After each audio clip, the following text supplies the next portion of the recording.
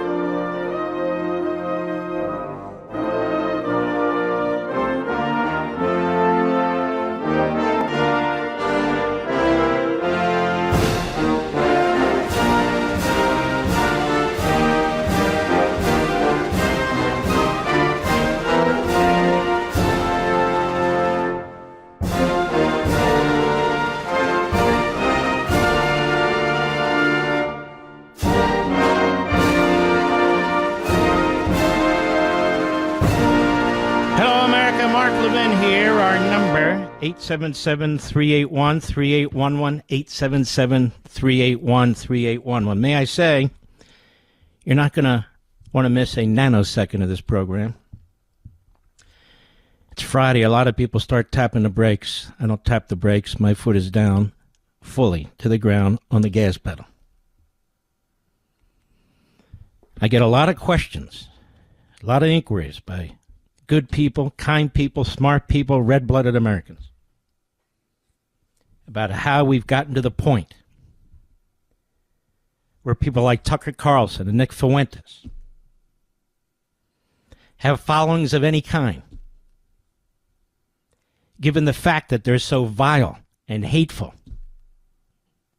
to Jews and Christians, to red-blooded Americans, that they promote Hitler and Stalin, or promote guests that promote Hitler and Stalin. Why they're so disrespectful and vile against the greatest generation that won World War II. Why they side with Hamas and the Islamists against Israel. Why they side with an ideology that attacked us on a 9/11. Why they're now endorsing Mandami, a Marxist Islamist. People ask me why. And I believe the problem is that not enough of our fellow citizens are actually educated about these two people and others, but two at a time. And so what I'm about to do is a public service. From sea to shining sea, all over the country, hell, all over the world, on every one of my platforms. Because bullies only get away with what they do when the people don't know what they're doing. Let's start this way. What kind of a man, father, husband, attacks another man's family? Uses their platform to attack another man's family. In my case, my stepson, who is a patriot to this country, who has been asked twice by President Donald Trump to serve two separate ambassadors in the state of Israel. Viciously attacked for an hour by Tucker Carlson using a guest, a left-wing hostile guest from the State Department who apparently was fired, but not by my stepson, as a foil to try and smear my stepson. What kind of man is that? Tough guy or a coward? I ask all you fathers out there. I ask all you men out there. I ask you mothers out there. Is that fair play? Just asking questions.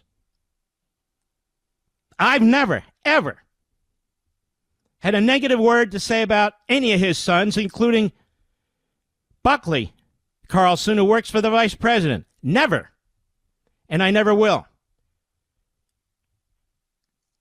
You lack morality. You lack character. You're mentally unhinged when you use your platform to viciously and connivingly and cowardly go after somebody's son who can't defend himself overseas while he's in safe rooms, while the enemy of our country's shooting ballistic missiles into Israel.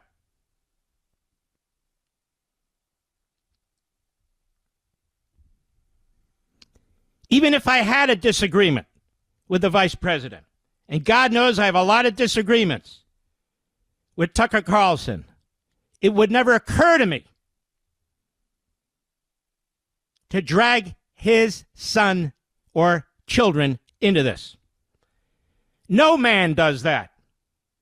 Nobody except him. Because he's a punk without standards. Thinks he can talk his way out of everything. He's the Jerry Springer of the podcasters, except he's Jerry Springer in a brown shirt. That's what he is. He's a joke. And he's platformed. He's given access to thousands and thousands of students at Turning Point USA. Why? I'm going to get into this. But before I get to him, I want to deal with Nick Fuentes. This prepubescent Adolf Jr., and he's probably proud of all that. I want you to listen to a montage, America. We're going to educate everybody about this. Praising Hitler on the Milk Bar TV on X. And throughout this, you're going to see that we have to blurp and bleep much of what he sends about black people. He uses the N-word endlessly, he uses the F-word endlessly. And this is the person I want you to keep in the front of your mind. Of all the guests that Tucker Carlson could have brought on his program, this is the one that he said he's most curious about, that he wants to present to all of his viewers and listeners. Because he has questions, you know. Cut one, go. Look, I'm not obsessed with Hitler. I really don't even know that much about him. Buddy, it's Führer Friday. It is Hitler Friday. Shut up. It is Heil Hitler Friday. Heil Hitler. All my Nazis. Heil.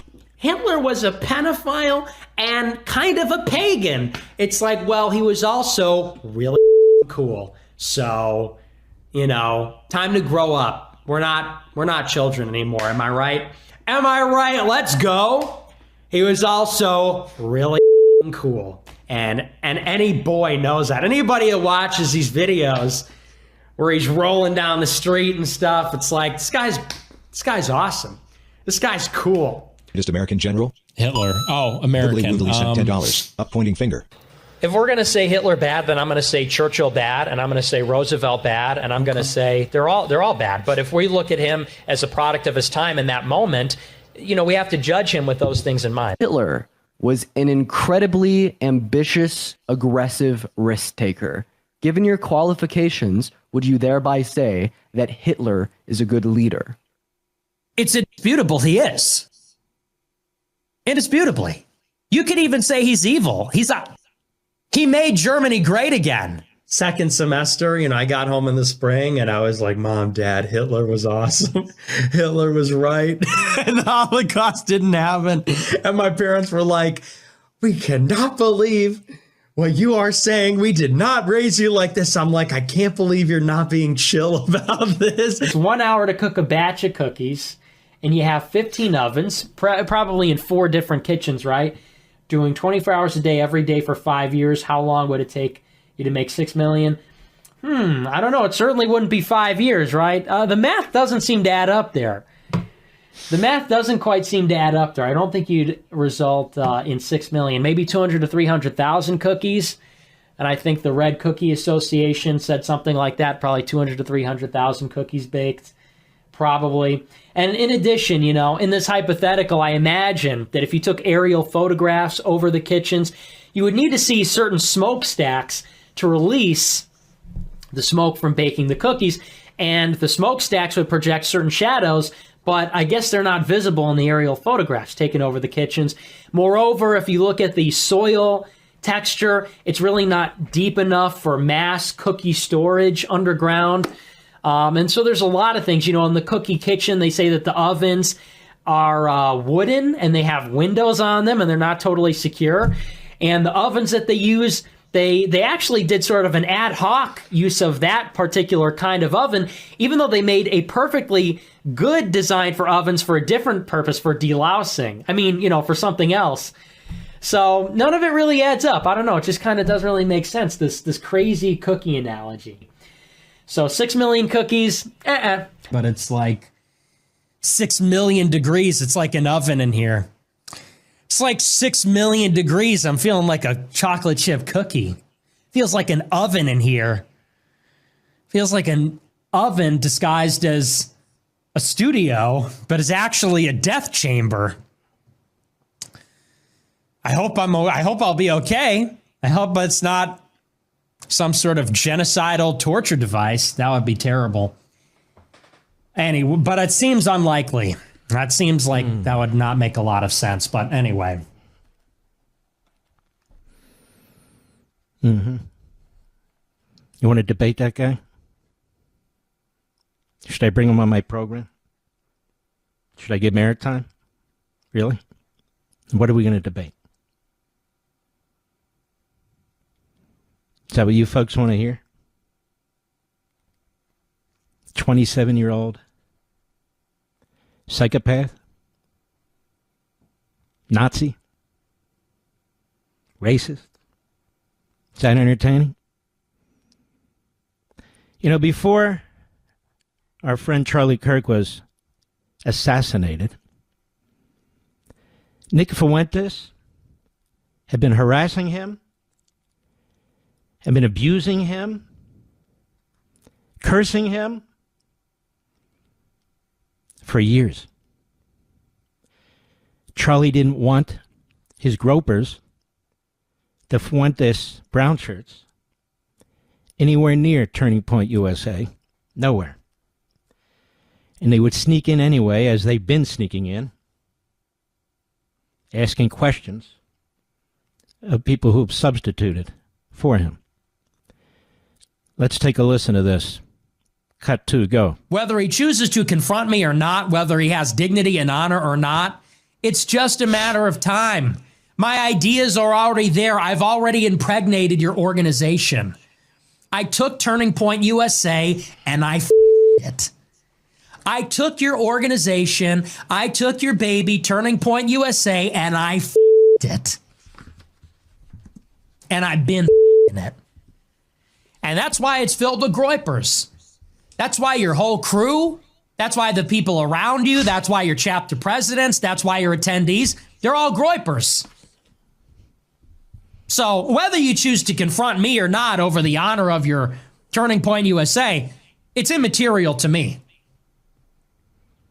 I'd like it. I just get a sick satisfaction out of it because I like to win.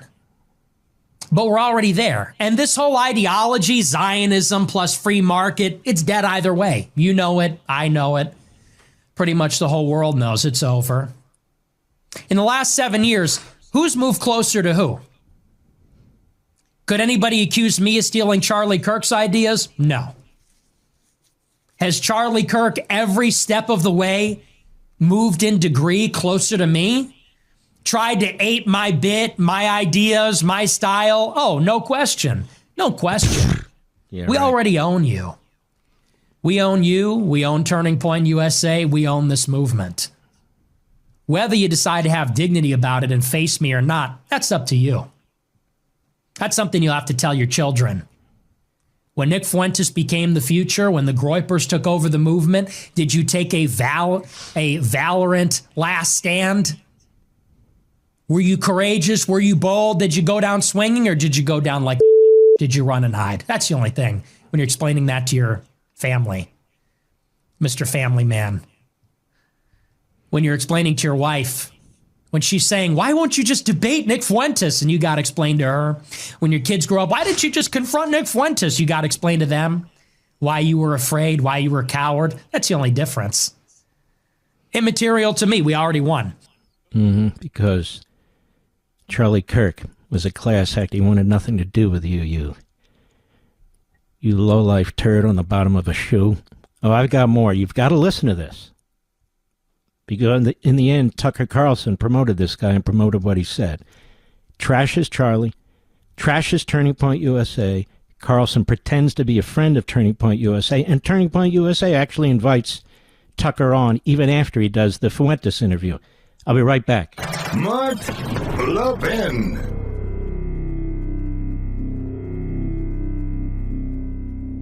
Folks, I have a question for you. Do you believe America's best days are still ahead? With the 250th anniversary of the signing of the Declaration of Independence coming up in less than a year, my friends at the Heritage Foundation are taking stock of the current situation, and they need your input. They've launched a survey on America's future to gauge how Americans feel right now about where we are as a nation and where we're headed in the next 250 years. You know, for decades, your American values have been under attack, but now, with President Trump's administration in office, we have an opportunity to turn the tide and usher in a new golden age for America. But the Heritage Foundation needs to hear from you. What policies do patriots like you most care about? What do you believe are the defining principles of America? What legacy do you believe we should pass on to the next generation? Please visit heritage.org/Levin today and share your feedback and help shape the future of America. That's heritage.org/LEVIN. Paid for by the Heritage Foundation.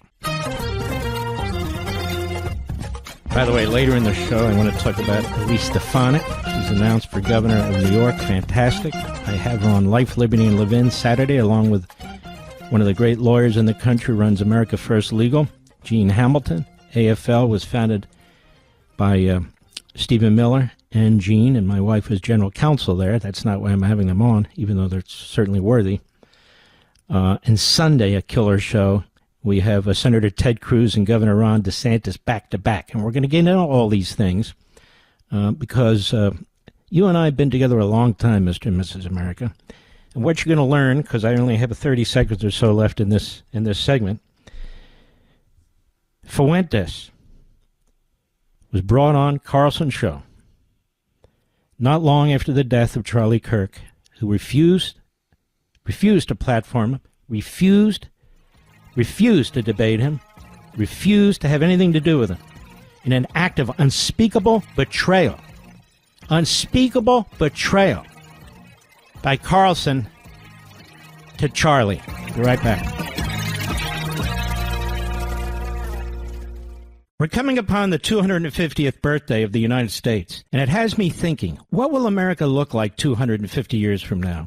My friends at the Heritage Foundation want to know what you think. What policies should America prioritize? What principles should carry us into the decades ahead? As America enters a new golden age, Heritage recognizes that this is the time to take stock and to be intentional about how we shape the future of America. And they can't do it without your input. So please go to heritage.org/LEVIN and let them know what you think is important. Without patriots like you stepping up and speaking up for what you believe in, America as we know it can't survive for another 250 years. Please go to heritage.org/Levin, heritage.org/LEVIN. Take the survey on America's future future. This survey takes less than 10 minutes to complete, but it is critical for making sure that the America we pass on to future generations is an America we're proud of. Go to heritage.org/Levin today. That's heritage.org/Levin. Paid for by the Heritage Foundation. The new American Revolution starts here. The Mark Levin Show. Call in at 877-381-3811. Pick up where I left off. I'm doing this as a public service, America. So you know exactly what's taking place here. That these people are going to destroy our country, make it almost impossible for Republicans to win, conservatives to win. And they will hand the country over to the Marxist Islamists, who they kind of like. So here is Nick Fuentes, if that is his name, attacking again and relentlessly for years Charlie Kirk, who says, I'm not platforming you, I'm not debating you, I want nothing to do with you. Cut 3, go. I think a lot of people are starting to find out Charlie Kirk is not the patriot that he says he is. And so I look at what happened last night and I think to myself, this is totally a doable operation. You know, Charlie Kirk in the grand scheme of things is just some idiot. The dog is terrified. I had to go upstairs and reassure him because I'm screaming at my screen, calling Charlie Kirk a and everything. The contrast could not be more clear. Charlie Kirk is a totally unexceptional human being. A moral struggle that's happening on the higher dimension, right? Which is Christ versus the devil. Who does Charlie Kirk serve? You know, is he really a Christian? Is he really Christ-like when he supports foreign wars and Israel and all this? Look at the people he's taking money from. You know, so the guy's a fake Christian. The guy's not a patriot. He hates our country. He's un-American. Let's focus all our firepower on Charlie Kirk. Why are we doing this? It's because Charlie Kirk is a fake patriot, a fake Christian, and he hates his people. He's anti-white. This is our angle. We talk about Charlie Kirk's dual allegiance to Israel. The almighty Oz, you know, the massive head with the tiny face behind the curtain, Charlie Kirk, lording over the conservative movement. Remember, the goal is to expose the globalism, the fake conservatism of Charlie Kirk. People see that Charlie Kirk is not a real conservative. He is not a real nationalist. He is not a real Christian. And that is simply the truth. We humiliated Charlie Kirk last night.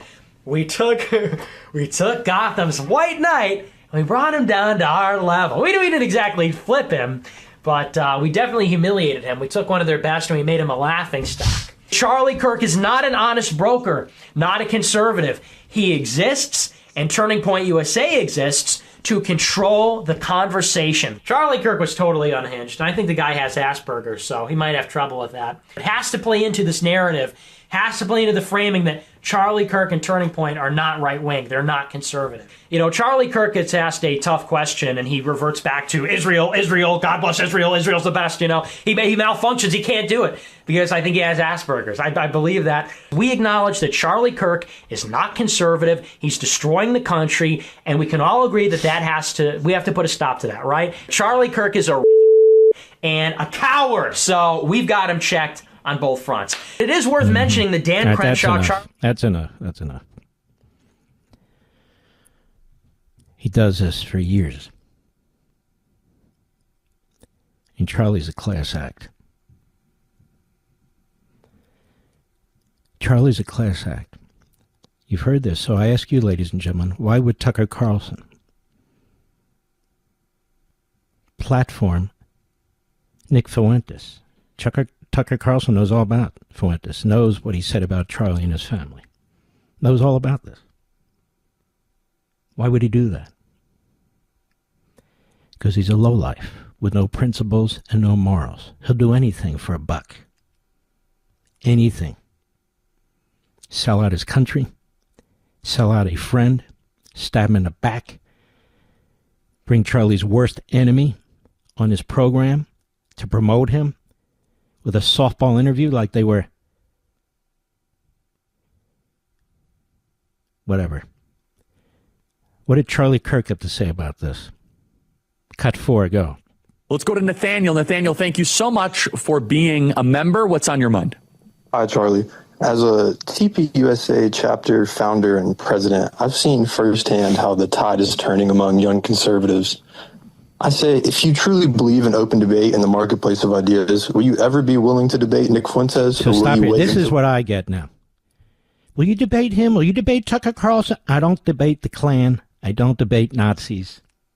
I don't debate lowlives, poison, cancer in the form of these truly evil people. Because then it rubs off on you forever. You can't get rid of it. Their video, there's audio. Charlie could have kicked Fuentes' ass. I could kick Tucker Carlson's ass. He's not that smart. And he says the same thing over and over again. But Charlie had no interest in elevating this guy. I have no interest in elevating any of these guys. I'm doing this not because I want to, but because it's a public service, so you know exactly what we're dealing with here. So this is a planted caller, one of Fuentes' guys. I've been warning the substitutes who are filling in for Charlie at the TPUSA events that you're getting a lot of plants in the audience that Charlie would dismiss. We're asking you racist, bigoted, anti-Semitic questions, and you need to respond in kind, not try and intellectualize and rationalize your responses to them. Go ahead. To adopt his talking points, as we've seen already. You know, it's funny. I personally do not give a platform to bad faith actors. And I had a whole open about this. And by the way, a really important thing is not to lie and to not bear false testimony. It's fine. I'll answer your question. You know, you said, oh, you know, I want to have a question about Turning Point events. And you obviously lied about your question. Doesn't surprise me because you have deceit. But you know what? Honestly, I'm asked that question all the time.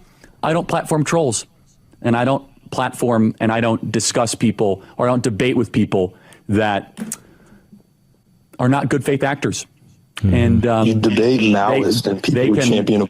They can keep on yelling at how successful we are and our big events and well over 1,000 employees, but a lot of jealousy out there.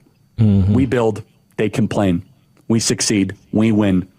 They blame the Jews. Thank you. Next question. See? Nothing to do with it. He wants nothing to do with these people. Cut 5, go. I had a quick question about anti-Semitism online. Another question here they asked about Candace Owens, and you know, I'm a big fan of you. I was a big fan of her, but she's obviously been going down this anti-Semitic bent. And through her, I'm kind of finding out about these other characters online, like Nick Fuentes. I'm sure you've heard of him. And these people, they've been active for a long time, and it seems like they've just been ignored, which is working, but now they're kind of surging in popularity. And as someone who I enjoy watching your debates, are they people you'd be willing to engage with and maybe shut them down in a way through a debate or something like that? Well, I mean, I'll get to debate Candace. But no, look, I'll debate anybody that shows up at our campus events first and foremost. But I do want to take what you say and extrapolate that there is a corner of the internet of people that want to point and blame the Jews for all their problems. Everybody, this is demonic and it's from the pit of hell. And it should not be tolerated. Period. But it goes to a structural problem of an entire generation that has economic resentment. They don't own anything. They're not getting married. They're not having children. They're depressed. They're anxious. They're staring at their screens all day long. And if all of a sudden your extrapolation of all that is, well, it's the Jews' fault, that is sloppy and shallow thinking. And not only that, they say, oh, it's the Jews' fault. Okay, let's kind of play this out. Well, tuberculosis, that used to kill about 1 billion people. You know, it's a group of Jewish scientists that came up with the antibiotic that cured tuberculosis. How about CPR, the MRI machine? You know, there's over 500 million lives that were saved over the last 50 years because of people that were Jewish scientists that were working on things. They'll never say thank you to the Jews, but they'll always say shame on the Jews. Weird how that works. And finally, they always blame the Jews for stuff. Jewish people are an ethnicity. So therefore, definitionally, you have people that are secular, orthodox, religious, that are all over the spectrum. You're trying to blame an entire ethnicity for a singular problem. Hold on, let's take a step back here. Instead of that, what could you possibly do in your own personal life to improve your own state of being? If you are blaming 0.02% of the world's population for all of your problems, that is not going to be good for your soul. It's not good for your psychology. It's not good for your future in any way, shape, or form. And so I would just say this, that any young person that goes into this hyper online brain rot, you are serving yourself over to your own demise. You are serving yourself into a suicide mission that will not make you happier and not make you healthier. Instead, here's what your attitude should be. Your attitude should be like, I can't own stuff, I got it, can't own a home, I'm not getting married, I don't know who to date. Said, wow, the challenges are immense. I'm going to now overcome all those challenges and go on an adventure. I'm going to prove everyone wrong. I'm now not going to be a victim. I'm going to be a victor. I'm going to dig deep. This is still a great country. This is a free country. I'm going to use my agency. I'm going to use my ability. And I'm not just going to go point in the corner and be like, I'm overweight because of the Jews. Women don't want to date me because of the Jews. How about this? As Jordan Peterson would say, sit up straight with your shoulders back, follow the rules for life, make yourself interesting, learn something new every single day, and instead of pointing at a small group of people and engaging in this brain rot, become a better person. You'll be a happier and healthier, more joyful and productive person of the country. Boy, do we miss him. The great Charlie Kirk. So Fuentes did everything he could to destroy the man, his character, his family, his reputation, his organization. Everything. Day in and day out. He said, I'm not debating him. I'm not platforming him. He sends his people into these TPUSA events. You can hear by the question. And it's always about Israel and the Jews. And you have stand-in substitutes who apparently aren't aware of this and don't know how to respond properly. Now, Mr. Reduce, I want to go to the bottom of the list. Here is Tucker Carlson and Nick Fuentes when Tucker was platforming Fuentes last week. Cut 19, go. The main challenge to that, a big challenge to that, is organized Jewry in America. I don't think Bill Ackman is capable of that. I don't think Sheldon Adelson is capable of that. I don't think Yoram Hazony is capable of that, for that matter. And many other, on the right and the left. And I see Jewishness as the common denominator. Mm-hmm. Cut 20, go. How do you explain Mike Huckabee, Ted Cruz, and there are a lot like that. John Bolton. I mean, I've known them all. George W. Bush, like Karl Rove. I mean, all people I know personally who I've seen be seized by this brain virus, and they're not Jewish. Most of them are self-described Christians, and then the Christian Zionists who are, Christian Zionists. Like, what is that? So he asks Fuentes about Christian Zionists, Christians who support the state of Israel. Now, is he doing that because he's inquisitive? No. It's all choreographed. He knows exactly what Fuentes is going to say. That's why he invited him. Fuentes is a sock puppet. Carlson is using him to exploit his poison, his Jew hatred, his black hatred, his America hatred. He's platforming somebody who spent years trashing Charlie Kirk. After Charlie Kirk is assassinated, you platform this guy? You don't dismiss him? Everybody's not worth having on your program and questioning. So if you bring somebody in your program and you're questioning them, there's a purpose for it. And it's not clearly knowledge or information or profundity or anything of the sort. He wants this guy to perform like a monkey, like a dancing monkey. And the guy performs, as does Tucker, like a dancing monkey. Go ahead. I dislike them more than anybody, because what? Because it's Christian heresy, and I'm offended by that as a Christian. That's why. Christian heresy, to believe in the Bible. For all you Christians listening. Nick Fuentes, cut 18, go. So to say Judeo-Christian, I'm getting really sick of hearing that because it's an insult and it spits on Christ's sacrifice on the cross. And people that say that should so be ashamed. now we're of going to get deep, scholarly, informed religious teachings from Tucker Carlson and Nick Fuentes, two bigots who despise Christians, who despise Jews, who attack Huckabee and Ted Cruz and others, George W. Bush for their Christianity, because it's not the real Christianity here. No. Say the two great religious scholars. It's not the real, we're just asking questions, and we're giving answers. I'll be right back. Mark Levin.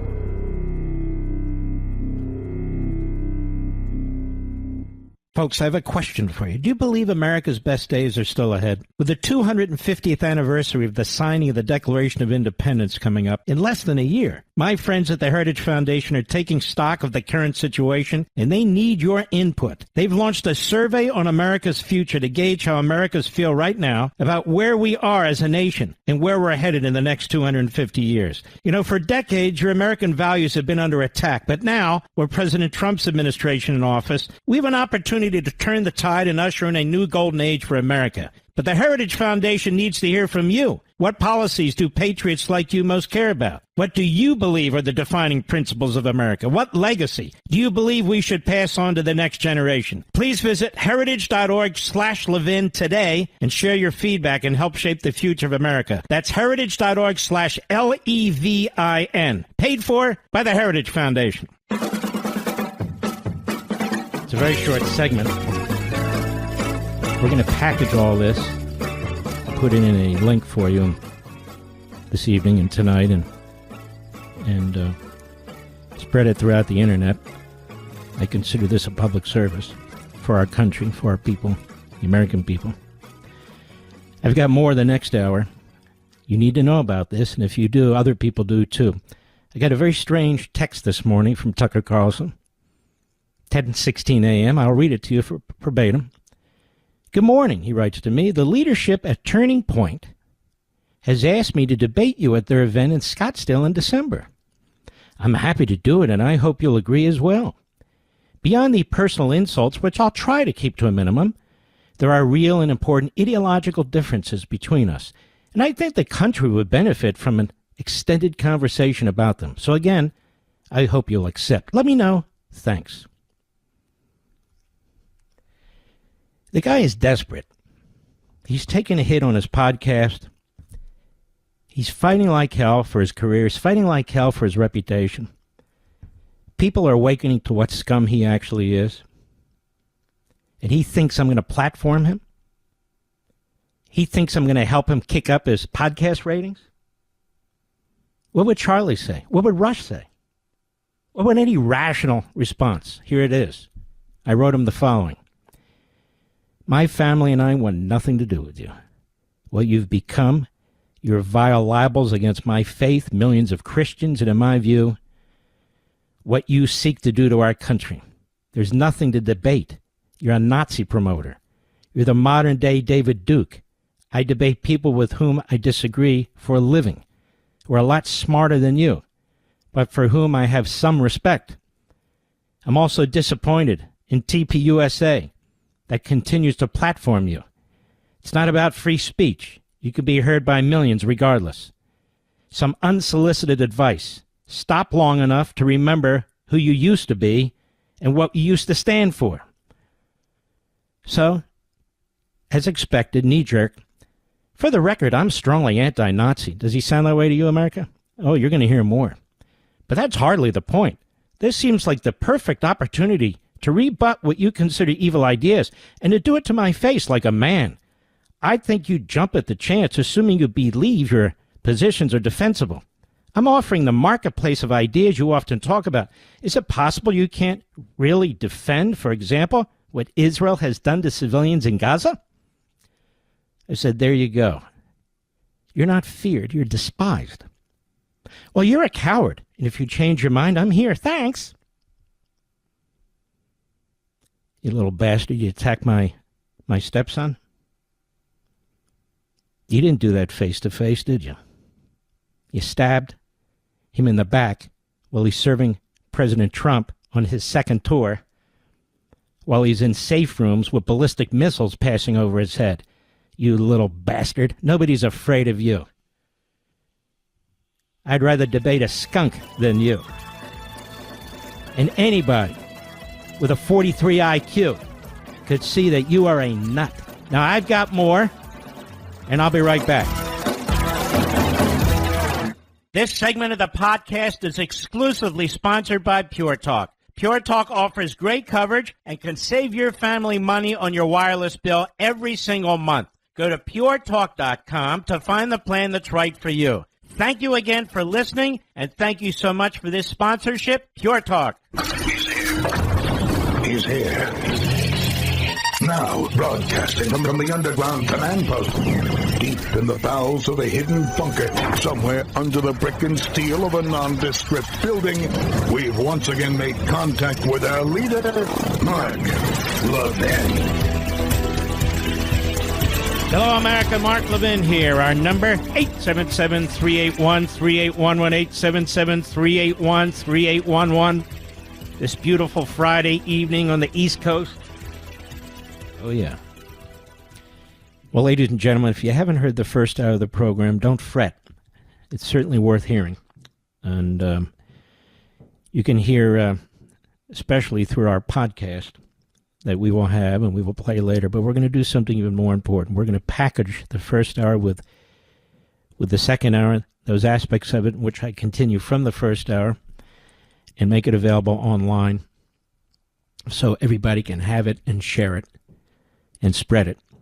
If you're worried about the course of this country, if you're worried about what's happening to the GOP, to the conservative movement and MAGA, if you're worried about the anti-Semitism, the racism, the bigotry, the anti-Christianity, it's very much worth listening, because I am like a laser focusing on some of the culprits, some of the individuals who are making enormous amounts of money, destroying our country, trashing our faiths, and trashing our belief systems.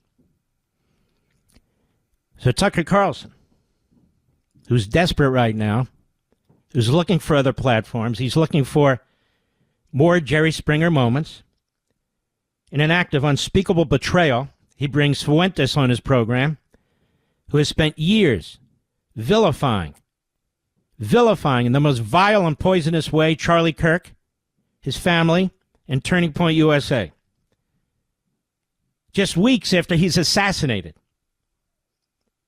Tucker Carlson thinks it's a good idea to platform this guy.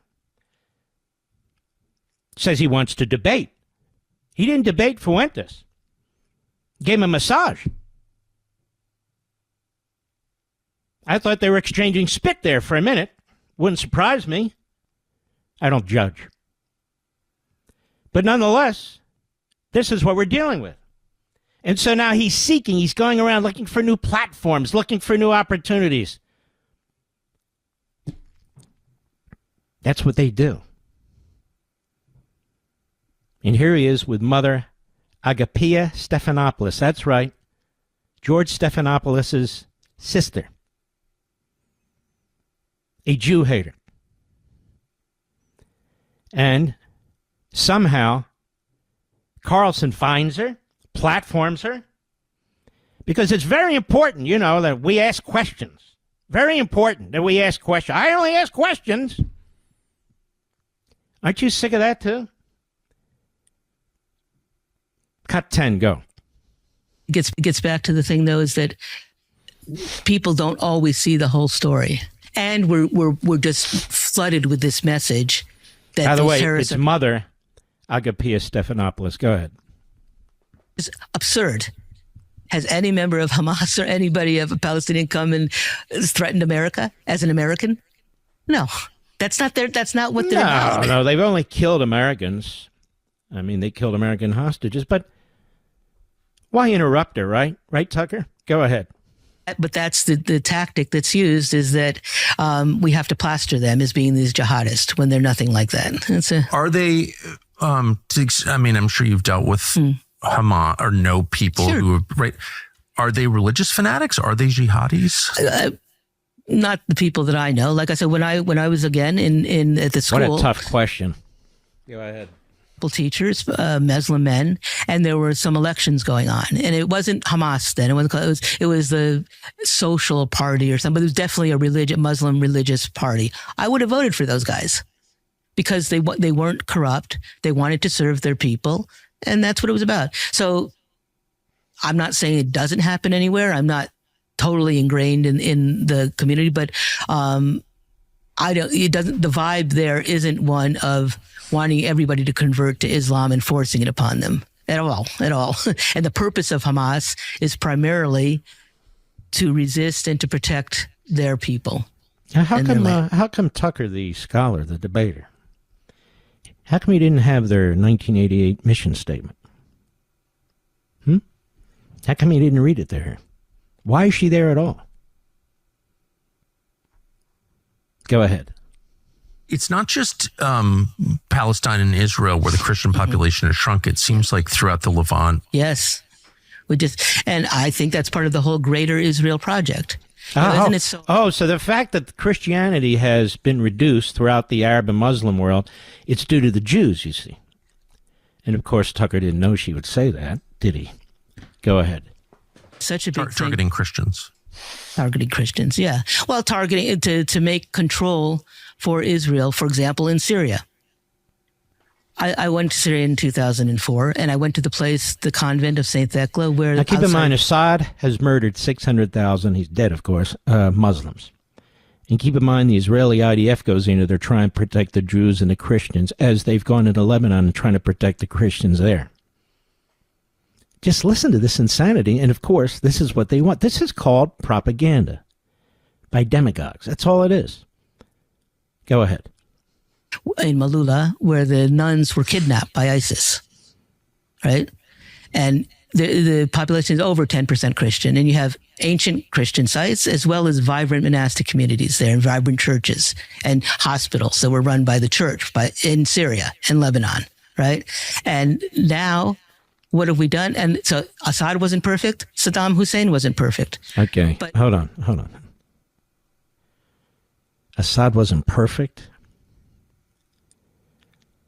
Again, Tucker was very interested when he was debating, sort of, Ted Cruz. How many people live in Iran? Like anybody finds that relevant to anything. But okay, he can't come back and say how many people Assad murdered. Christians and Muslims? Nothing, not a word. Hundreds of thousands of people. Go ahead. Middle East is not the United States. And we try to impose ourselves there and get rid of these governments who, for all the repression, also... And it always comes down to hating the United States. These guys, they camouflage themselves in America first, in patriotism, nationalism, populism. And yet they always support the Islamists, the communists, certainly the fascists, the terrorists. That's whose side they come down on. So now we're trashing the United States. Israel, you see, is responsible for wiping out Christians in Syria, not Assad. And the United States is responsible for all of it because, well, we support Israel. Go ahead. Allowed minorities to survive there. Including Christians. Including Christians, yeah. And Christians, yeah. How about Sharia law? Is that okay? Sharia law. Now, most Westerners don't think so. With no offense, there's a lot in Sharia law that I think most of us would disagree with. Treatment of women, the use of clothing to cover the face, multiple marriages. I can go on and on and on, but why should I? The expert on Sharia law is Tucker. Cut 12, go. That should be a value. Well, you should know, Seth, that the real danger is Sharia law. Sharia law. And you can tell when you go to a place like Abu Dhabi or Riyadh, like, oh man, I hope we don't ever wind up with a society like this with a rape rate of 0, where you leave your keys in your Lamborghini and don't ever worry about it being stolen. And, you know, if people want to get wasted, they do it at home. You know what I mean? Yeah, I oh don't. boy, I hope we don't wind up with that. Mm-hmm. Is that what's going on in the world, America? Is that what's going on? The Lamborghinis and women are never raped, you see. Not in the Muslim and Arab countries, never. And what would Tommy Robertson, the great patriot in Britain, would have to say about that? I wonder what the women who are in fact raped in Muslim Arab countries and Muslim countries, I wonder what they think about that. Have anybody ever hear of honor killings? You see, the women can't even speak up if they've been raped. And I could go on and on. There's statistics out there. But here you have Tucker Carlson praising Sharia law and trashing our country. Now, we have real problems with law and order here, thanks to the Marxist Islamists, thanks to the Democrats, thanks to George Soros, no question about that. But fundamentally, you would compare the laws or the beliefs in the Jewish faith and the Christian faith, but even more than that, the Constitution to Sharia law? You prefer Sharia law? Oh, yes, yes. You know, the Lamborghinis, you can leave your Lamborghini there. That's what I mean. This guy's not real world. He's a head case. He's a moron. But that's not the only place that he promotes is really nirvana in many respects. How about Moscow? He has this in common with Bernie Sanders. Bernie Sanders loves Moscow, had a honeymoon in Moscow, and Tucker basically had a honeymoon with Putin. Might as well have. And when they were done, Putin looks at him and he says, I thought you were going to ask me a tough question.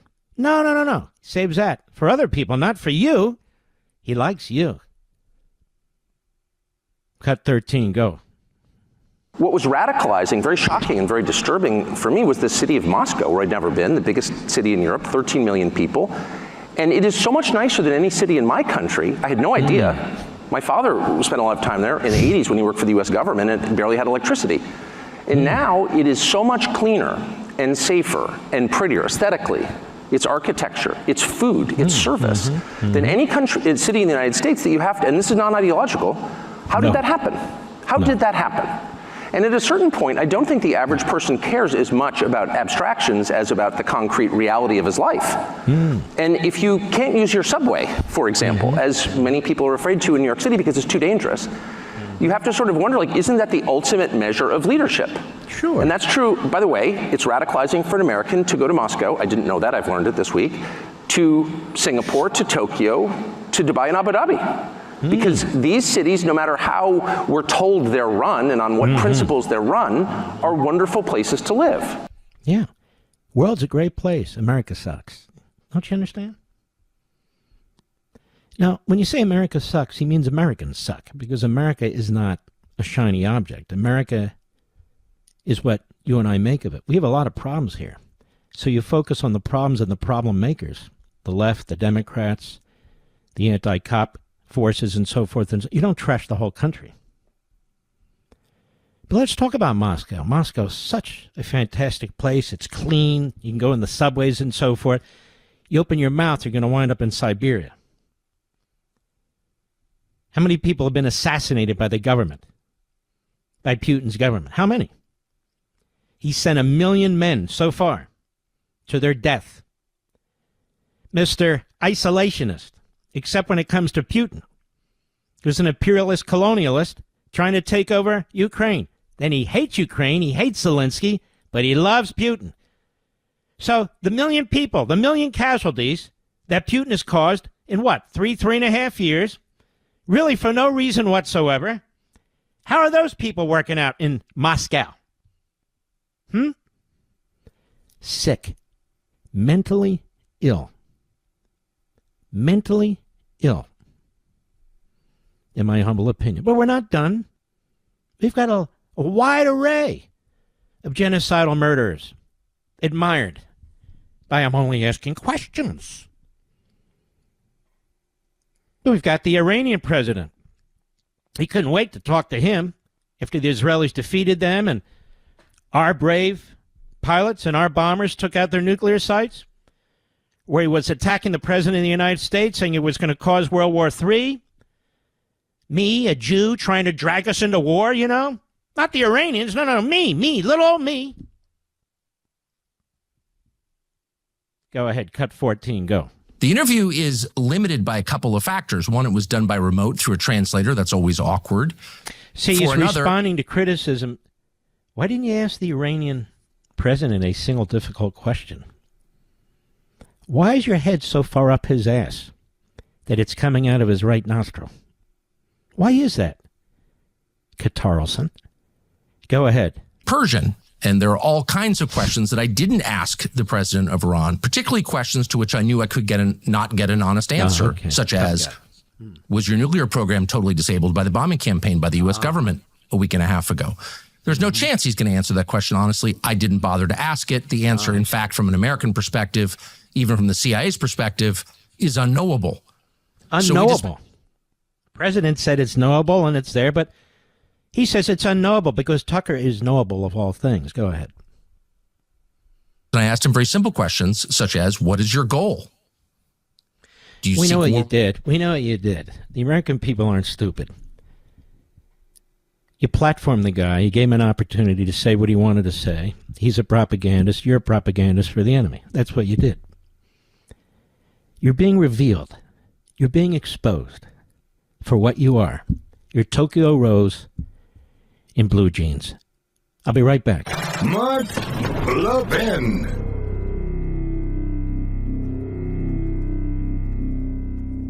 There's a reason I'm proud to say Pure Talk is my wireless company. Because they don't just talk the talk, they walk the walk, especially when it comes to supporting our veterans. This month, Pure Talk is choosing to support Canines for Warriors, an incredible organization that rescues and trains dogs, then pairs them with veterans struggling with PTSD. These are men and women who serve with honor, but when they come home, their brotherhood and support network they had in the military too often disappears. Canines for Warriors steps up to fill the gap, giving these heroes purpose, companionship, and healing. That's exactly why Pure Talk, a veteran-led company, supports them. Choose a wireless company that shares your values, and with talk, text, and plenty of 5G data for just $25 a month, you could also be saving a ton of money. Go to puretalk.com/Levin to make the switch today. Again, go to puretalk.com/LEVIN and switch to America's wireless company, my wireless company, Pure Talk.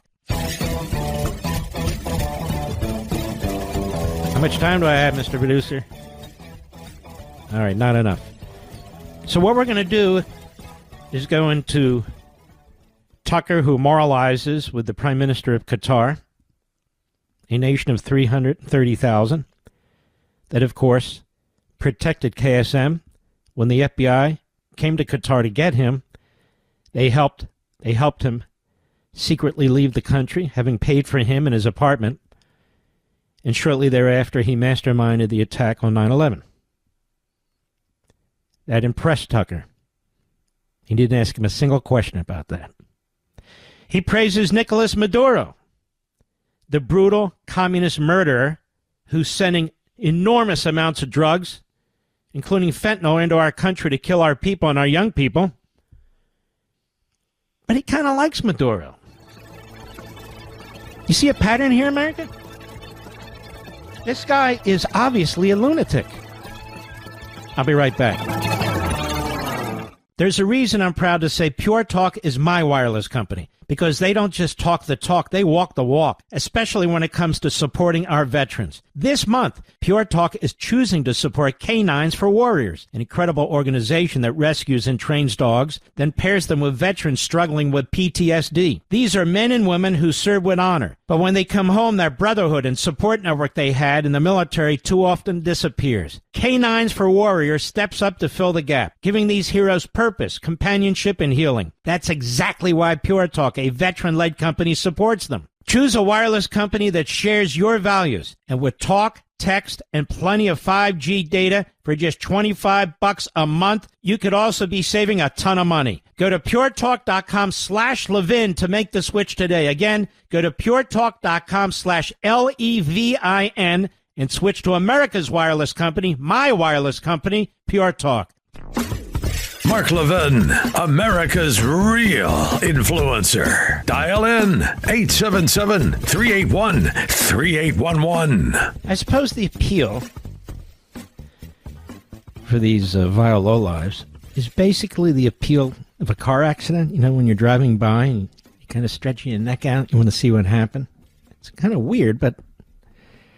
Or maybe you like to look at the door peephole in an insane asylum and see if people are bouncing off the walls, you know. But there's nothing to discuss. There's nothing to debate. This is a mental illness of one kind or another. These are soulless people. And they're giddy and excited about talking to some of the most heinous mass murderers on the face of the earth and praising them.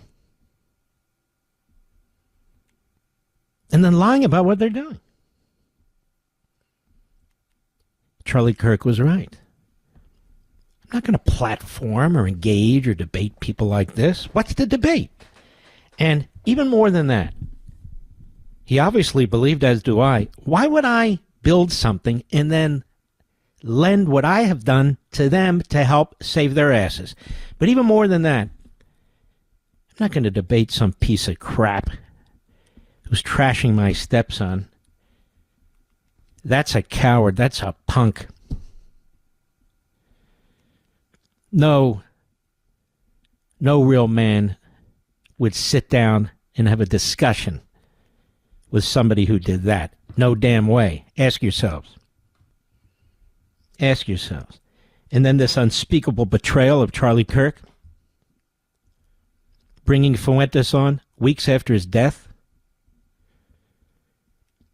He's so hot for clicks and eyes because his podcast is sinking, and he's figured out the more disgusting, heinous, racist, bigoted, anti-Semitic, anti-American things he can say, maybe he'll pick up a few 100,000 more lookers, listeners.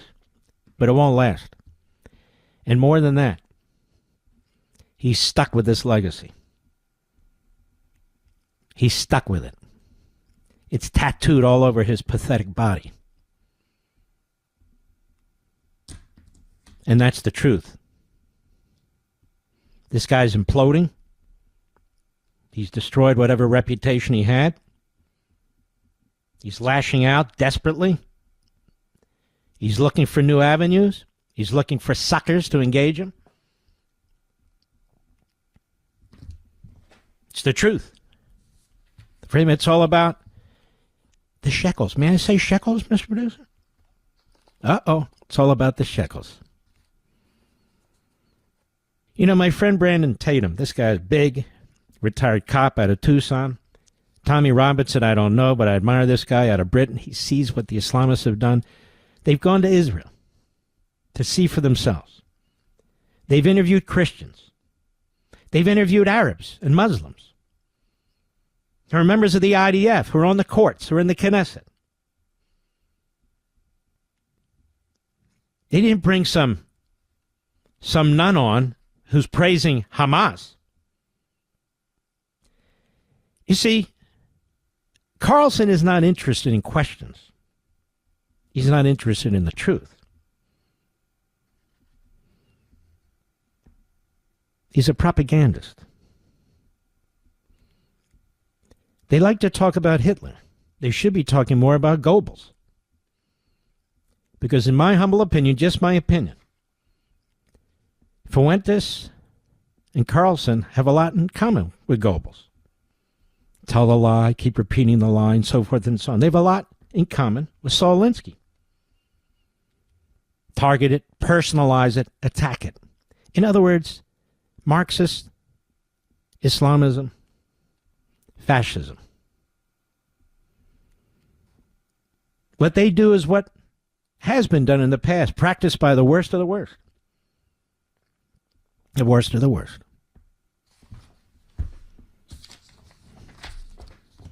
And they are that.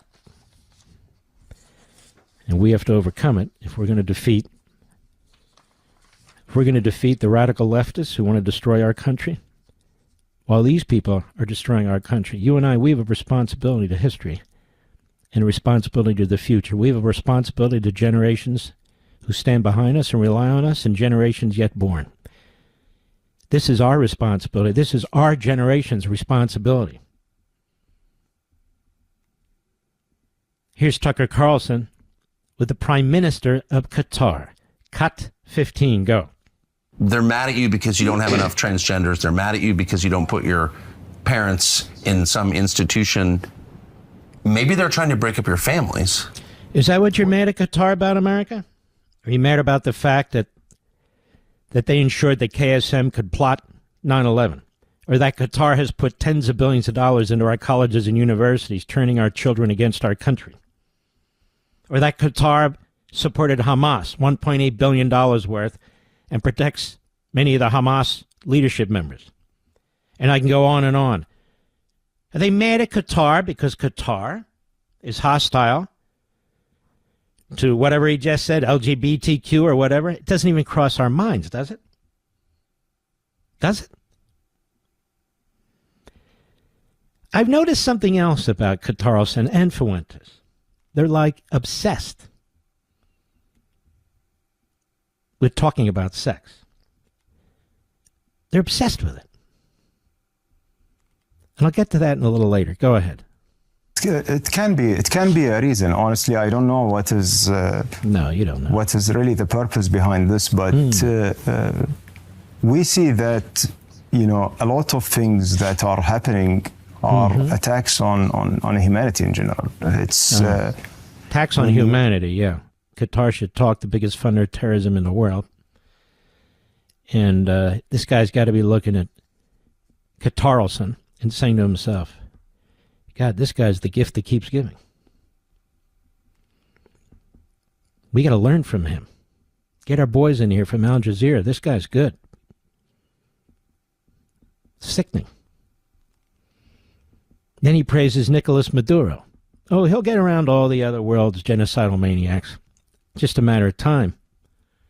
The only question is if you're going to keep listening to it and watching it.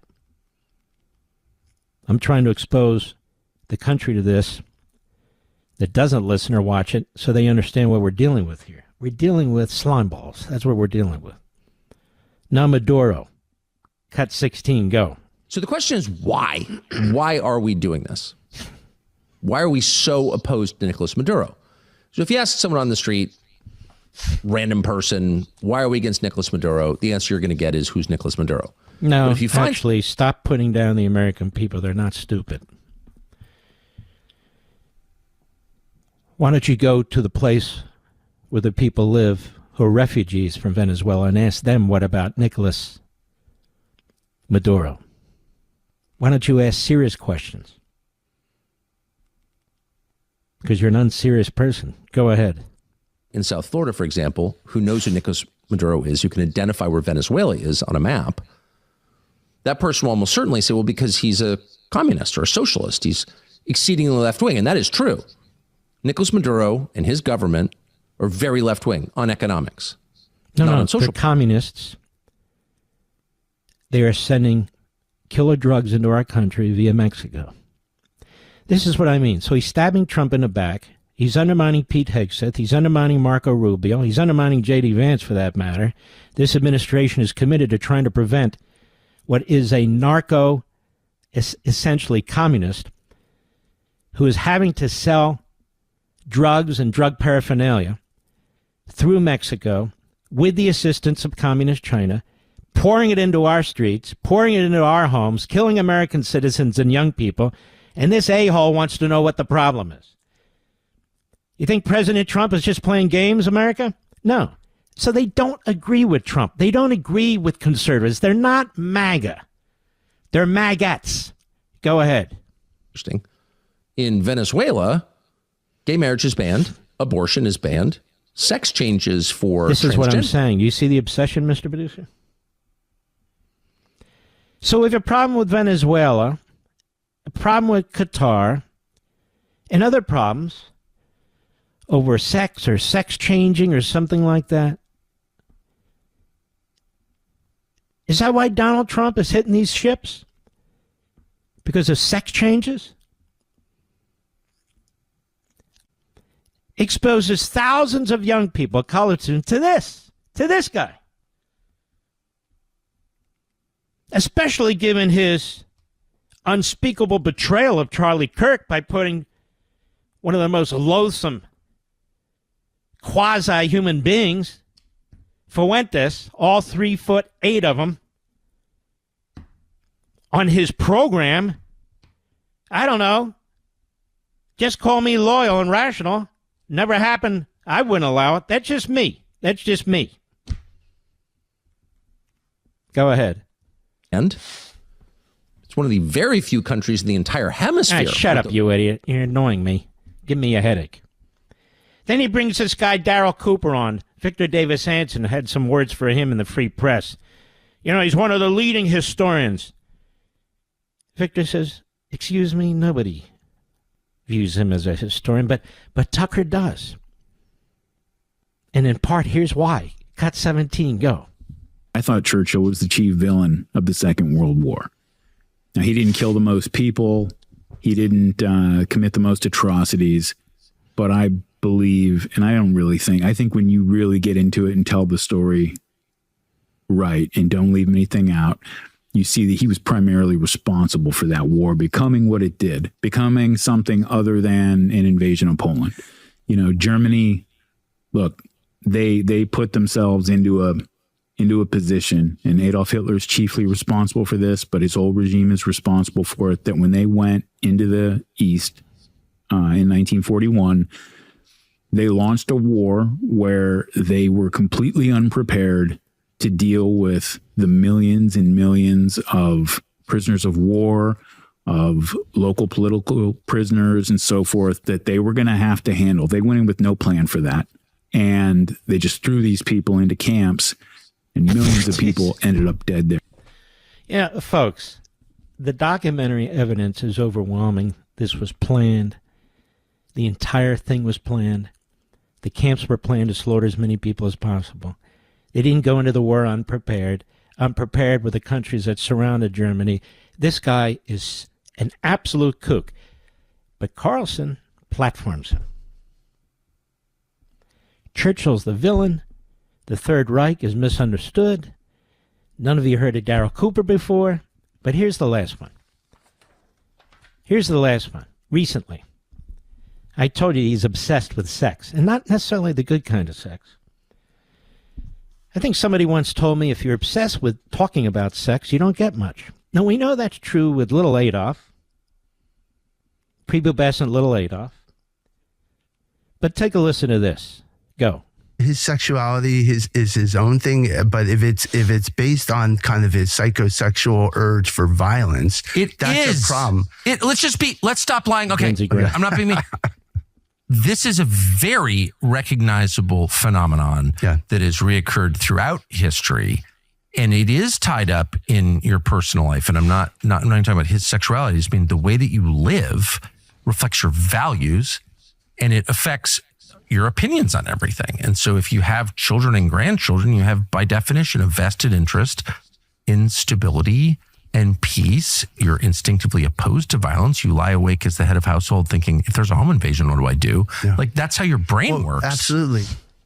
I believe Stalin had children and grandchildren. How did his brain work? You stupid little bastard. I'll be right back. Mark Levin.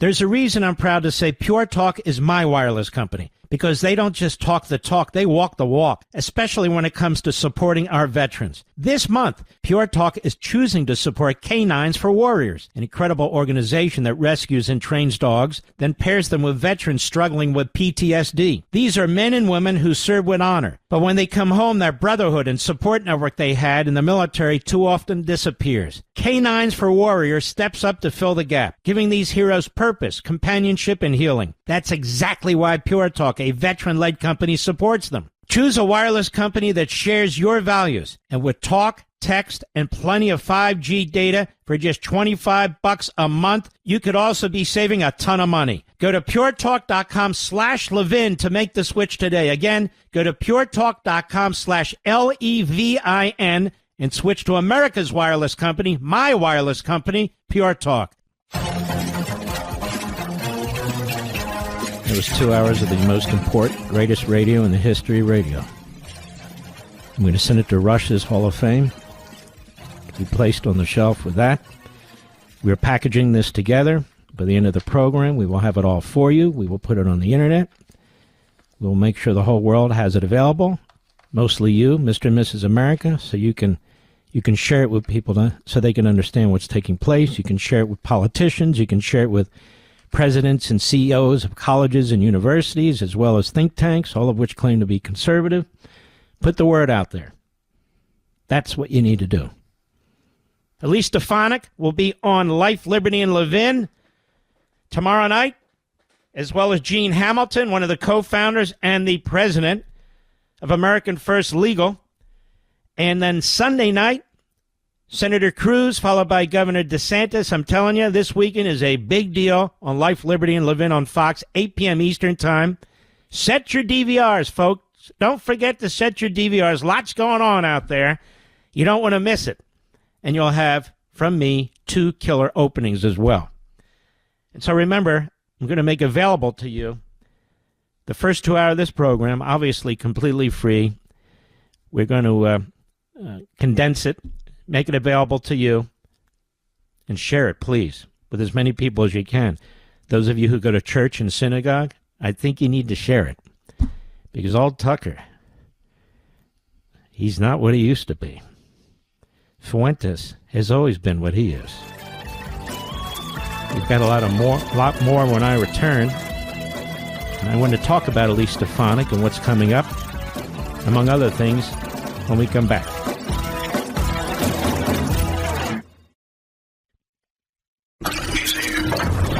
He's here.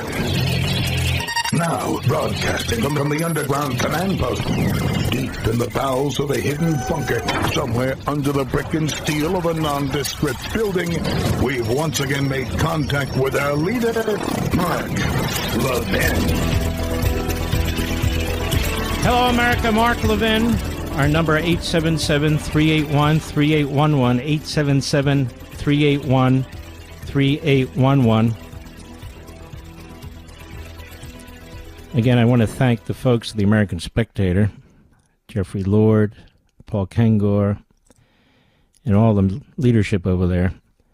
I'm going to post the piece that they put out the other day. Let me send this to you now, Mr. Producer. It's just very, very kind of them. We've been involved in this fight, if not leading this fight, really, since at least May. Maybe it was early June in there. So what is it? June, July, August, September, October. 6 months, half a year. Maybe 7 months. We got very little support. Most of the attention we got, I got, you got, was in the promotion of Bannon and Carlson and Owens and Megyn Kelly and people like that, with crazy headlines and so forth and so on. There's a lot of bad in the internet, but there is some good. And one of the good aspects is you can do a Google or a DuckDuck or Bing or however you do your searches. And if you put my name in and you put Tucker Carlson's name in, or if you go to Twitter, that is X, you do a search, you'll see it. This exploded. This exploded after the president, without my solicitation, asked me to meet with him and a few other people, and I'm not going to get into the details. And then there was a leak, I think it was early June, to Carlson from somebody in the White House, that I'd met with the president and that I was leading a lobbying campaign to allow the Israelis to defeat the Iranians, to undertake a military action. And it began from that leak and the posting on social media by Carlson of a barely literate, emotionally unhinged attack on me. Attack on, really, the president.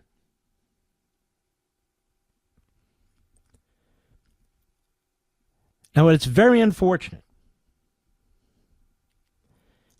that there's a rewriting of history taking place, and that when history was taking place, this was not properly covered. It's not something I can do anything about. It's not something I think a whole lot about, but it's something I want to comment on. And this became a brutal battle. As you know, you're my listeners. You're a loyal audience, Mr. and Mrs. America. And there was Tucker and the cabal. There was Bannon. There was Matt Gaetz. There was Marjorie Taylor Greene. Then there were sort of the wannabes, the David Smiths. The guy that runs Human Events. I used to love Human Events. I used to work with Raskin over there and Tom Winter over there and the whole crowd. Now it's been turned over to kooks. In my humble opinion. And this brass knuckle battle has been going on for months. Newsmax has written about it. God bless them. Chris Ruddy, Eli Lake, Cal Thomas, and others. But you need to understand something. The left-wing media hates me because I call them out. I don't leak to them. I don't leak. I don't plant stories. I call them out. I call out certain of their writers. I call out Colby Hall over at Mediaite because he's a phony. I do those kinds of things because I think they're important. But we were duking it out, and we're still duking it out. We haven't let go. This past weekend, I was invited to speak, which is why I wasn't here Friday, in Las Vegas at the Republican Jewish Coalition, headed by the great Matt Brooks. I was asked to speak to them a couple of months ago as well, which I did. That leaked too. But it doesn't matter. It's okay. I've laid out the case repeatedly, encouraged other people who were very timid about it, but I'm glad to say are now out there fighting because it's important. Laid out the case against the neo-Nazi, Klan-like, fascist-like, isolationists who are not MAGA, who are not conservative, who are not America First. I have been using the internet more than I care to use the internet. I'm not an internet person, but I've had to become one, and I look forward to the day when I can pull back, but that's not yet. Not yet. I've used this format. I've used the Blaze Digital TV format. I've used my Fox format to point these things out.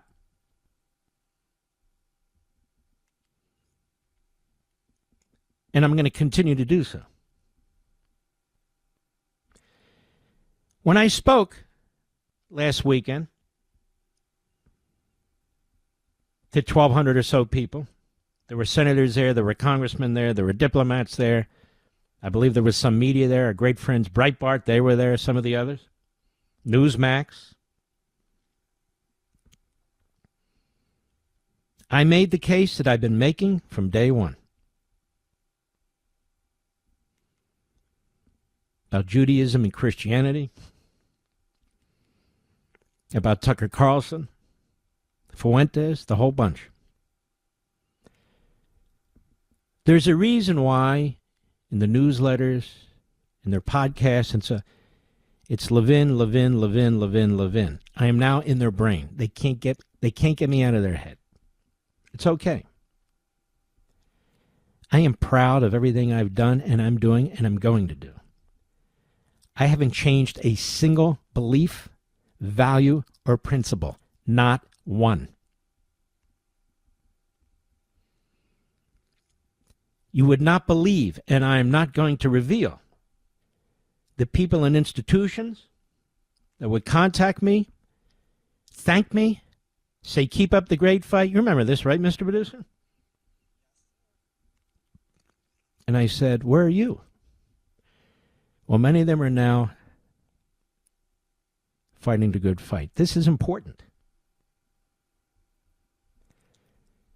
I'm telling you this because without you in this audience, Mr. and Mrs. America, this would not be possible.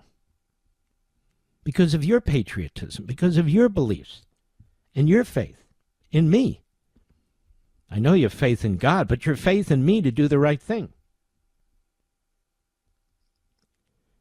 I've been trying to organize opposition to this in the new media, on certain platforms, encourage people to do what needs to be done. It bears fruit over time because right wins out. The truth wins out. Now, I understand.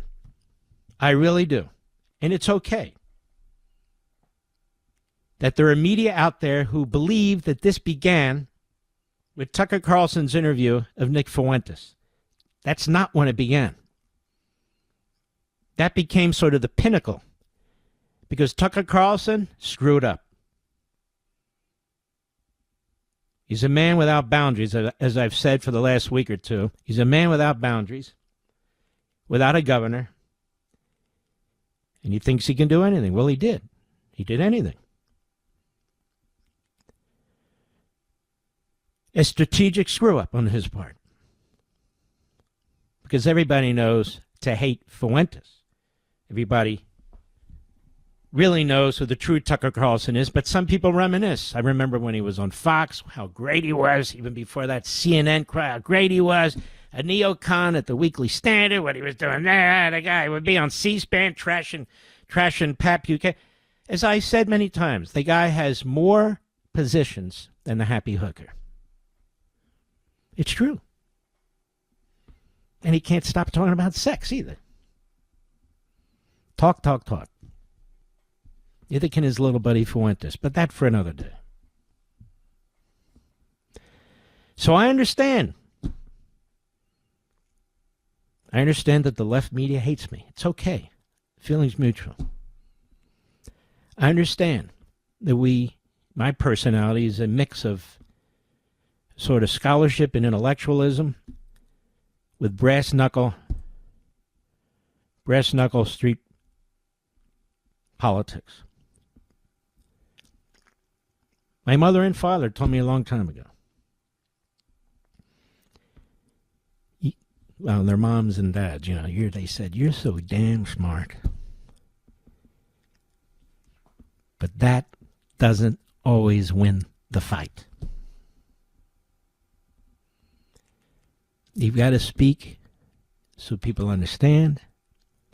You've got to communicate with everybody. And so I write my books. We have our intellectual sessions, our scholarship sessions, and then we have what we had the last 2 hours. Now, truth be told, Mr. Producer, we spent an hour or two dissecting Tucker Carlson, 3-4 months ago? Can you remember? Can you check and find out when we posted that? It was available to all the media outlets now. It was available to all of them, all the media platforms, all the aggregators. Most of them ignored it. Most of them on the left were promoting Tucker Carlson. They were promoting Fuentes, as they now promote Marjorie Taylor Greene, because they want the fight on the right, and they didn't stand up for principle. Most of them completely ignored what we're doing here in front of you, millions of you. It's not a secret. They hang on my every word to push a different scenario, a different effort at propaganda. I haven't hid a damn thing I've been doing here. Not once. I've got the texts. I've got the emails. Keep going, man. We need you. Keep at it. Keep at it. Some of the people today, thank God, who are pounding away. This is a growing army of patriots of all faiths, all backgrounds, all ethnicities. A growing army of patriotic Americans who know what we have to deal with on the left and the right. And we've known it for months. And it has taken time to build the opposition. But the opposition is here. How many months ago? 5 months ago. What did I call it? Tucker Exposed. 5 months ago. 5 months ago we put that out. Tucker, this is your life. Piece by piece. You heard the show. Over at Right Scoop, they posted it, some of the conservative sites. But the left media and the left aggregators ignored it because they wanted you and me to be defined by Carlson and Fuentes and the other lowlives. They wanted us to be defined, and some of them still do. There's a battle on the right. There's no battle on the right. Conservatives and MAGA, Tea Party, Convention of States, all of us, we're not them. We're not those people. There's a battle for the country. The heart and soul of the country. That's where there's a battle. Now, if there's any aspiring serious journalists out there, do your research. It's not hard these days. You don't have to actually go to the archives of a newspaper or listen to radio over and over and over again. It's all available to you. All you do is go to one of these search engines. I encourage you, folks, do your research. This has been going on a long time. But the shot now heard around the world was fired by Carlson based on a leak after my meeting with the president on social media, where he laid out his unhinged, illiterate case against attacking Iran and against yours truly. And I said to my wife, just to underscore, I'm going to have to go into the sewer. 6 months, a year, whatever it takes. And I'm going to have to battle these people. Even if it's just me. That's what happened. I'll be right back. Mark Levin.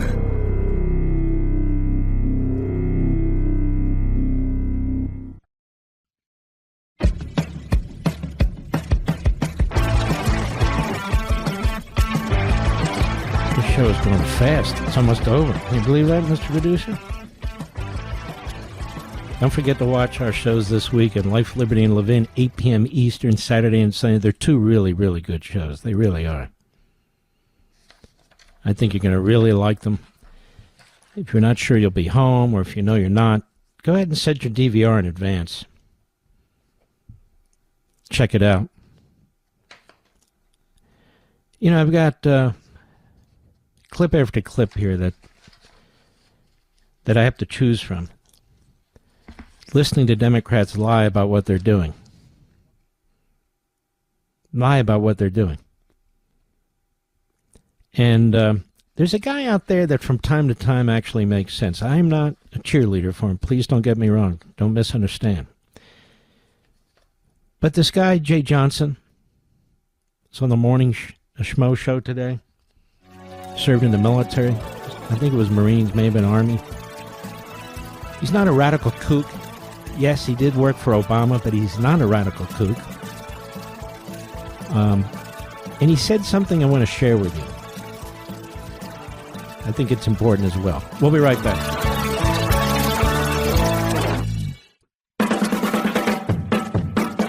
Defending the red, white, and blue. Join Mark Levin at 877-381-3811. All right. Here we be.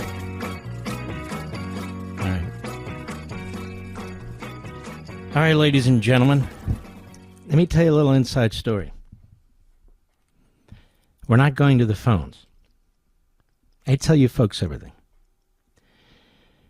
Just like Charlie Kirk's Turning Point USA, where these gropers in large numbers go into the audience, get in line, ask very bigoted and anti-Semitic questions, and unfortunately, many of the people who sit in for Charlie don't know how to respond to that. Some do, most don't. They're flooding into our phone lines now, too. So I say we try a couple of these, Mr. Producer, and see, and just to show the audience. Does that make sense to you? Now, maybe we'll get a real American in here from time to time, but usually we're getting liars in here. Now, let's give it a shot like this. Waterbury, Connecticut, Sirius Satellite. Go, Ken. How are you, sir? I'm great. How are you, Ken? Great. Mark, first off, I got two things really, really quick. One of them is I was listening to Patriot earlier today with Wilkow, and he was saying the percentage of people who voted for Mandani. But before I get to that, if you could please give me 1 second, I am a Greek American. My family came here through the right way. My whole family is military, PD, and fire. And I would like to tell little Yorgo, who is George Stephanopoulos, because I know he listens to you, because I'm sure he trolls you. And from one Greek to another, George, because I know you understand Greek, esi είναι megalos malakas. All right, but I don't. Did you curse? Am I going to get in trouble? No, sir. It'll be fine. Don't worry. Mm-hmm. All right, brother. But what I wanted to talk to you about was what Wilkow spoke about, the percentage of people who voted for Mandani. Higher upper level, supposedly higher education, yeah, right, and those who have zero education, and probably mostly white privileged females. So you're all right, let me help you out here. 85% of white, college-educated or higher, single females between the age, I think it was, of 18 and 29, give or take, 85% of them voted for Mandani. Yeah. So go... Over 60% of migrants who've come to New York, who've lived in New York 5 years or less, voted for Mandani. That tells you a lot. Both of those numbers tell you a lot, don't they? Yes, absolutely, they do. And I would love for them to go to a Muslim country and feel the luck. freedom that they feel here. Yeah, exactly. Or Dearborn, Michigan, either. They also said that the majority of transgenders voted for Mandami too. They'll be pushed off the nearest. Yeah, it's amazing. It's not just transgender. It's gay people. Not just a majority, an overwhelming majority voted for him. Yeah. And I get your point. Women voted, and yet the Islamists abuse women. Gays, overwhelmingly, and yet the Islamists, we're talking about the Islamists, murder gays. Migrants who were recently into the city, who obviously are not assimilated into our culture and probably never will be. It is a real mix of stupid. All right, my friend, thank you for your call. Well, that one was good. Let's try the next one. What do you think, Mr. Call Screener? You think you've been able to catch them in the Cockroach Hotel? We'll see. Rudy, Pittsburgh, Pennsylvania, the great WJAS. Go. Thank you for taking my call, Mark. What I like to say is that I think that the Mondami the new mayor of New York, insulted the president of the United States when he stood up there and challenged the president, calling him out and saying he's in charge of New York now. And Mr. President, I know you're listening. Well, Mr. Mondami paid disrespect to everyone in the United States because President Trump is the president. He hates Trump of the because Trump is a patriot, because Trump loves this country, because Trump's built up our military, because Trump is on the right side of these issues morally, militarily, economically. So they hate Trump. What's going on? And that's why he said what he said. If with some kind of a milquetoast president, that's fine. You know, like this governor of New York, this Hochul, but he doesn't even respect her. Look, this guy's a punk. He just turned 34 years old. He hasn't done a damn thing substantive with his life. He's an ideologue. He's going to impose his his ideology the best he can on the city of New York. And unfortunately, the people who didn't vote for him, they're going to suffer along with the people who did. Because even though he only got around 52% of the vote, he has 100% of the power. And this is why it's now crucial that Elise Stefanik get elected governor. And I hope the wind has had her back, because she's pro-American, she's pro-assimilation, she's pro-capitalism, she's pro-cop, and I might add, pro-Israel. So now we're going to have a real opportunity beyond New York City, the entire state of New York, to have a say and to put their foot down. Rudy, thanks for your call, my friend. Great call. Let's keep going. There's got to be one bad apple in here. There's got to be one Nazi in here. Just got to be. Steve, Dubai, Iowa. XM Satellite, how are you? I'm doing great. Thanks for having me. Great one. It's not Dubai. How do you pronounce it? I'm just messing around. The Carlson stuff. Okay, you're welcome. I hate to say that I used to watch your show. We all and then did. When he got fired. Yeah, exactly. And I watched a couple of his podcasts, whatever that was, after he got off of Fox, and he was doing this stuff. And I saw an interview. It was really two things. I saw an interview he did with Chris Cuomo, the guy that used to be on CNN, and he used to rip that guy every day, left and right. And all of a sudden he has him on, and all of a sudden he's like a wet noodle with this guy, And I thought right away, oh, this guy's a big phony. This whole thing was a phony act. This guy's a phony. And then when I think I saw him he was at CPAC, I think, and he did this speech, and the guy thought he was like a rock and roll star. This guy's a phony. I agree with you 100%. All he likes to do is cause trouble and stir up trouble. He's about himself. And by the way, among our people, not on the left, he likes to throw these turds in the swimming pool among conservatives and libertarians, MAGA. He just does it over and over and over and over and over again. But he can't seem to wash his hands of this stuff. I just think he's mentally unhinged. That's just my opinion. I think the difference between a guy like him and a guy like you, Mark, is that you have principles. You stand on what you believe in, and you talk about it every day, and it's very, very consistent. This guy's different every day. And I don't get some of these people like Megyn Kelly and all these other people. They always seem like they're bomb throwers. And you want to know something weird about Megyn Kelly? She was interviewing Carlson, and I think she said, somebody sent me a clip of this, and she said something like, oh, and he called me an anti-Semite too. Mr. Producer, we have looked, haven't we? We've looked through 2 computer searches that can look for certain words. And we put in there, Mark Levin, Megyn Kelly, anti-Semite, and it's not showing up. So Megyn Kelly knows that I called her an anti-Semite, and I'm quite serious about this. Let us know when and where. Not inferences, and he said, no, you said I called you an anti-Semite.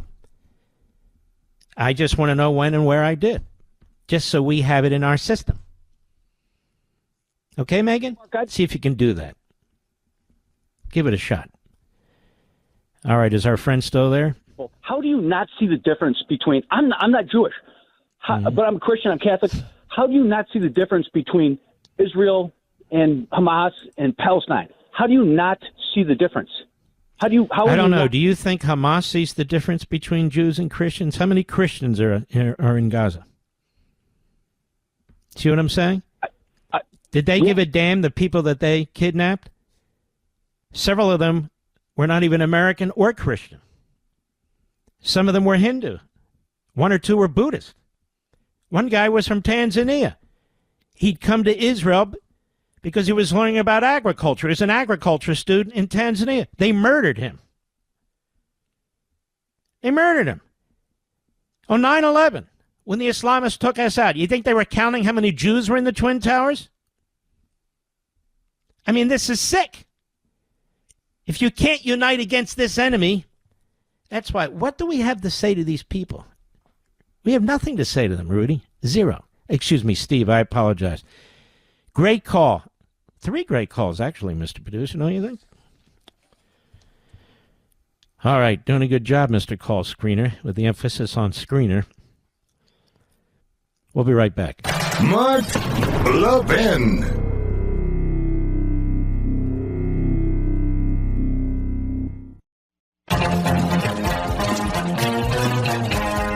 All right, Mr. Producer. Let's see here. Oh, wait a minute. The show's almost over. What's going on here? I'm going to be posting. Is it in minutes, Rich, or what do you think? I'm going to be posting. Is it in minutes or what that I'm posting this? About 10, 15 minutes. A link to our consolidated Hour 1 and 2, which I hope you'll share, you patriots out there, Mr. and Mrs. America, with everybody you know, family and friends. Just get it on the email list. I don't get paid. We're not grifting. We're not getting clicks and hits and all the rest of it.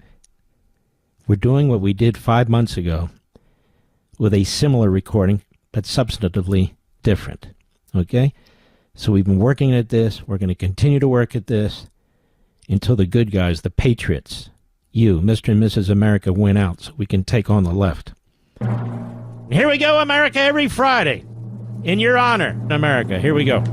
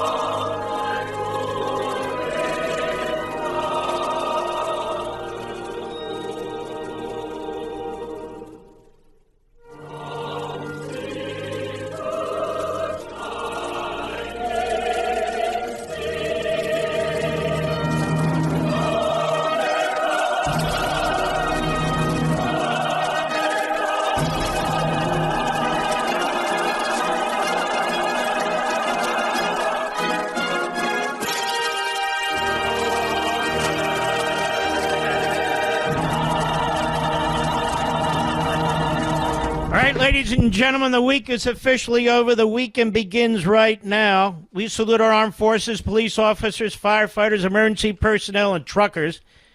And a special thanks to all of you. You're just fantastic patriots.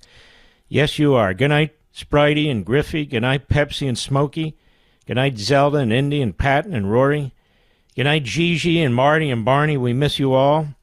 Good night, Dad and Mom. We're holding down the fort, doing everything we can. And Leo and Joe. This is the anniversary of Joe's passing. God bless you, Joe. And good night, Teddy and Lou and so many others. Bernie. Great patriots in the past. We stand on their shoulders, and you know many people on whose shoulders we stand. Don't forget, Life, Liberty, and Levin tomorrow night. Elise Stefanik. You're going to love it. And Sunday night, Senator Cruz and Governor DeSantis. 8 p.m. Eastern on Fox. Set your DVR. Have a wonderful weekend. See you tomorrow.